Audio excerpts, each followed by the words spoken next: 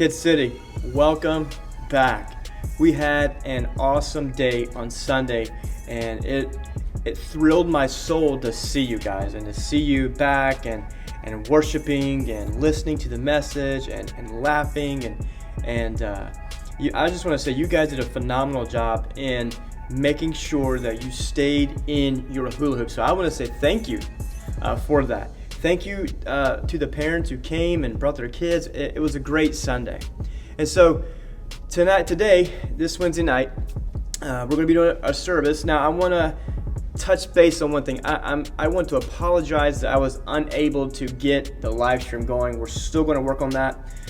But if we can't get that going, what we're going to do is I'm going to record the service, and then I'll edit it, and then I'll put it out for Wednesday, so you'll be able to watch the Sunday service on Wednesday. So make sure you are tuning into that. We're going to do a toy review today. We have two new toys. They're actually completely different. Same deal. You come and you'll be able to win those. The 9 and the 11 o'clock service.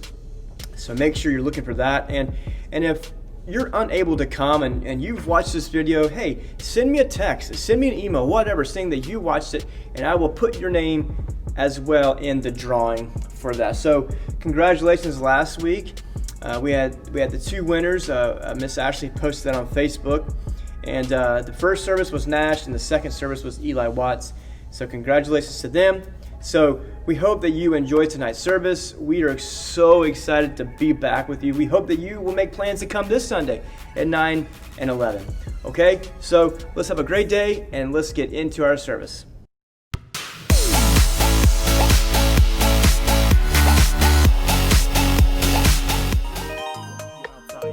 That makes sense?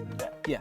Tony, I'm really glad you decided to train me. Hey, forget about it. It's what you hired me to do. Besides, it's like my old buddy Jabron Lames always used to tell me. Jabron Lames? Yeah. Don't you mean LeBron James? No! Jabron Lames! Hello! Small forward for the Saskatchewan Sasquatches. He scored 98 points in one game doing nothing but granny shots with his eyes closed. What? That's impossible. Oh, you think so? Yeah, I know so. Okay, well, I think it's time to start today's training. Am I supposed to shoot the ball in the box? No, it's gonna go like this. What are you doing? I put a box on your head. What do you think I'm doing? Well, you can't leave it on my head. Why not? Well, I can't see. Duh. That's the point. I want to test your instinctive reflexes. Take the box off my head! Wow, you're getting a little upset, don't you think? Well, it's because I'm afraid of the dark, okay? Afraid of the dark? Are you serious? You're like umpteen years old. I know, but I can't help it. I've always been afraid of the dark. Well, you seem to have forgotten one of God's promises then. What promise? It's the same one the kids are learning about in today's lesson. It's from John 8:12. You don't gotta walk in darkness because God lights your path every day. Really? It says that? Yup. Now listen, while we're getting ready to learn how to follow God's game plan, walking in the light, let's put this box to good use. Come on, I got some trash in my car.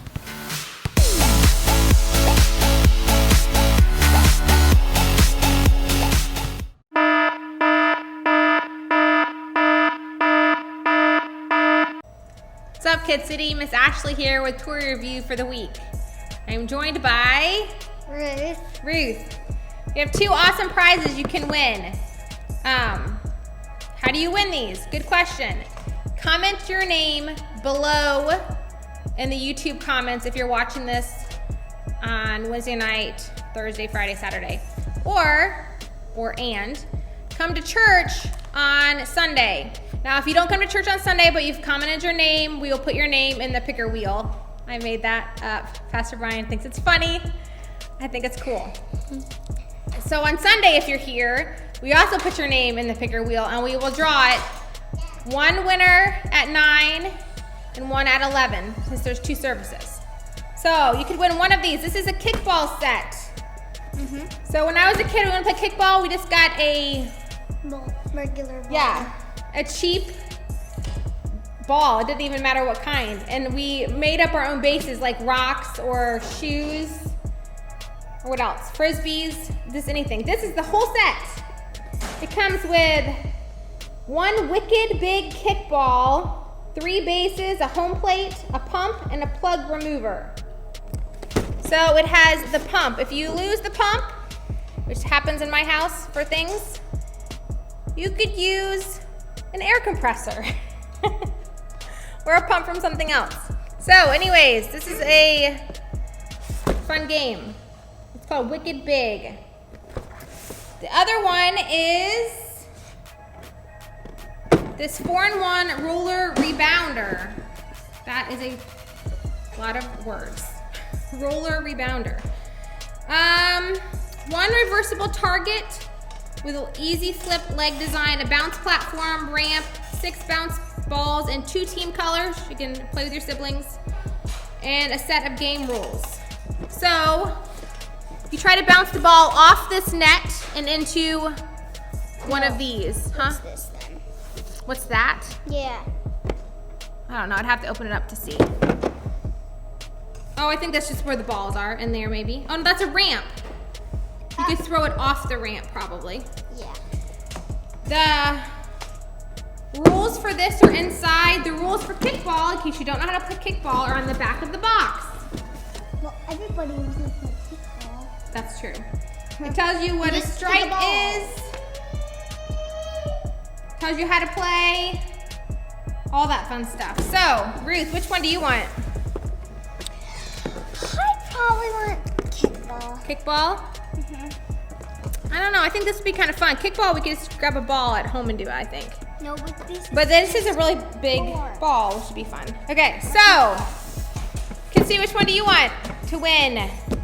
Put your name in the comments and or come to church on Sunday, 9 o'clock, 11 o'clock. Hope to see you there. See ya. Bye. Well, KidCity, we are now in our Bible story for today. This past Sunday, we started a brand new series called Game Plan, and it's going to go over how we need to let God be the manager or the coach to make the game plan for our life. And we learned last week that when we do that, things in our life will go a lot easier. And so we talked about last week about a tax collector named Zacchaeus, and we sang the song, for I'm going to your house today. We sang that song, and Zacchaeus was not a very good guy, and as a matter of fact, he was crooked. And crooked just simply means that he did things that were not right. He stole money from people, and I give the example of if Zacchaeus charged me $20 for my Roman tax, he would keep 10 and turn the other 10 in because I only needed to pay $10 in tax. And so Zacchaeus was keeping this money for himself. And so when he met Jesus, he realized that Jesus had another plan for his life. And so Zacchaeus committed his life to Christ. And so today, our Bible story is coming from Exodus chapter 13. If you want to get your Bibles out and look with me, that would be awesome. Exodus is in the Old Testament, and it's the second book of the Bible. And so Exodus chapter 13. And so we've heard the story of Moses and the Israelites escaping from Egypt, and then fleeing from Pharaoh and crossing the Red Sea on the dry land. And it was a pretty epic story. Moses turned around and saw fire blocking them, and it was just an incredible story. But there's a cool part of the story that happens between them escaping Egypt and then crossing the parted Red Sea. And I think I just gave it away. And so when the Israelites were freed from the slavery from under Pharaoh, they began to set out on this journey. They were headed to the Promised Land. And the Promised Land was an awesome place that God had promised them they were going to go. And He would take them out there to live. However, if they went the normal way most people would get there, they would have to go through enemy territory, and that's something they didn't really want to do. They didn't really want to battle the Philistines. That wasn't on their bucket list to do. So God didn't want them to have to go through that journey because, they'd already been through enough as it is. And so God comes up with this better way. It was a long, winding route that led them through the wilderness or maybe the desert, right?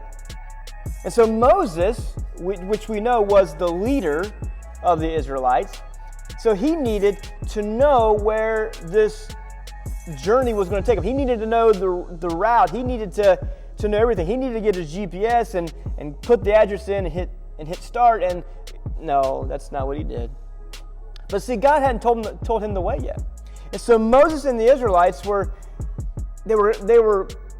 lost. They were like, okay, now what do we do? We left Pharaoh. We left a place that we could be, a place that we had food and water and everything we needed. Yeah, I get it, we were in slavery, but like, what do we do? Like, we're out here, we're stuck, we're lost. But guess what? God wasn't going to leave them hanging. He just wasn't going to leave them there, was he? No. You see, we didn't have Google Maps or GPS back then. I say we, I wasn't there.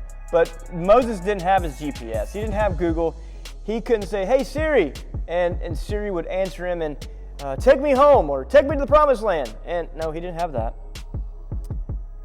So instead of all that, he provided a large pillar of cloud or smoke. And it was awesome. This giant pillar could lead them through the wilderness, moving around, showing them where to go. It was truly, truly a miracle. It's way better than GPS, right? Because when God is your GPS, things go better. The Israelites followed this turn by turn until the sun went down. And then God had another plan. Since they were fleeing Egypt, they needed to get as far away from Egypt as they could and as fast as they could. So they needed some traveling. They needed to travel at night to save time. So God gave them a pillar of fire to light the way. It's like that was God turning on his flashlight to say, hey Israelites, this is where you go. And so they did. And so the light was leading the way in the middle of the darkness. On their own, the Israelites would have never, ever been able to accomplish this. They would not have known what to do. As a matter of fact, they probably still would have been with Pharaoh in captivity. They would have been helpless. They would have been alone. But God knew the way he wanted to lead them. And he provided the pillar of cloud or smoke during the day, and he provided the fire at night to light up the sky. And so this morning we're going to learn, or tonight, we're going to learn that God does the same thing for you and I. You see, he wants to guide us, he wants to lead us, he wants to direct us, and we have to allow him to do that. So let's watch this power verse and then we'll get on with our lesson.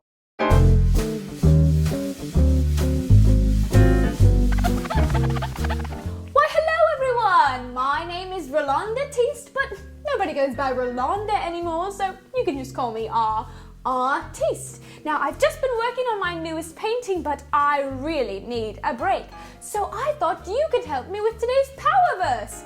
See, the problem is though, I sleepwalk at night. And last night I was painting the power verse and I started using pictures instead of words. And now I don't know what it's supposed to say, so I need your help. Let's take a look at it together. Eyeball. No, that can't be it. C. No, boys and girls, what is that? Oh, eye. And the flashlight. No, the glow. No, that's not it either. Ah, yes, light of the world. If sheep. No, maybe lamb? Huh. Oh, I've got it. I bet it's you. You know, another word for sheep. Follow me. You won't have number. Maybe digit? No, you know, I bet it's just the word two. Walk in eye maskness. That one looks difficult. Boys and girls, what could that be? Ah, yes, darkness. Because, we know this one. You will have the light that leads to life. John 8:12. That's it! Great job, boys and girls. Now, let's make sure that we don't forget it. So everyone stand up and say it with me on the count of 3. 1, 2, 3. I am the light of the world. If you follow me, you won't have to walk in darkness, because you will have the light that leads to life. John 8:12. Great job, everyone. You can all have a seat. Now, would you like to see what I've been painting today? This one is extra fun because it has to do with our lesson. See, when we're talking about how Jesus gives us his light, I think this is what we will look like. Ta-da! She's glowing. See, when we have the light of life, I think we just glow. Maybe not, but it's still a fun painting, don't you think? Anyway, thank you so much for all of your help today. I'll see you later. Bye-bye!